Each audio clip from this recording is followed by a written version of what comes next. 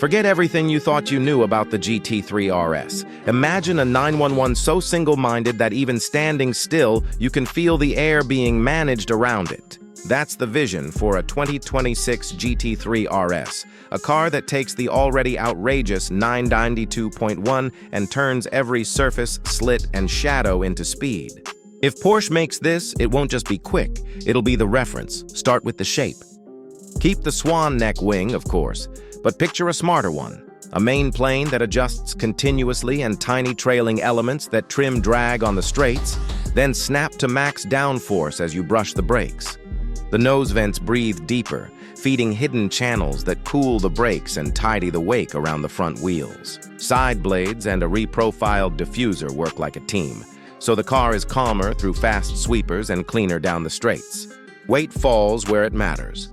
More thin-wall magnesium in the wheels, even lighter glass, and strategic natural fiber composites where carbon doesn't need to be showy. Under the rear deck is the question every fan asks. Does Porsche stay naturally aspirated?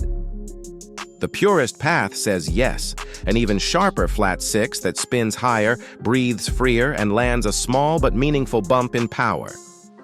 But there's a whisper of evolution, a super compact, mild hybrid assist that doesn't change the character, just fills the tiniest gaps and powers auxiliary systems so the engine can be even more focused.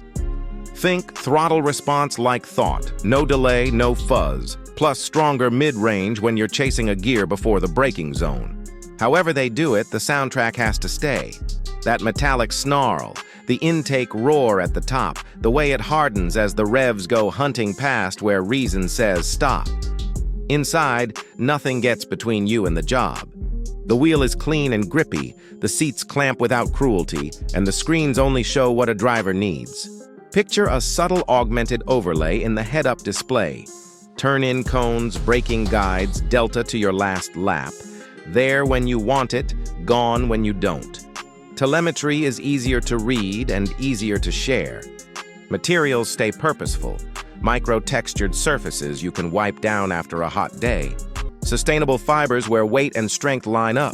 And just enough customization that every RS feels like it was built for someone, not anyone. On track, this is where the myth grows. The current car redefined what road legal means. The next one should be calmer over the bumps, more stable in dirty air, and less tiring when you're stringing laps. Picture ring times nudging into new territory, not because of a headline horsepower leap, but because the car wastes nothing.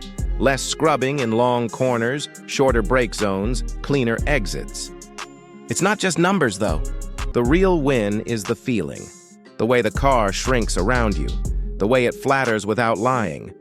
The way it makes you better. So here's the big idea.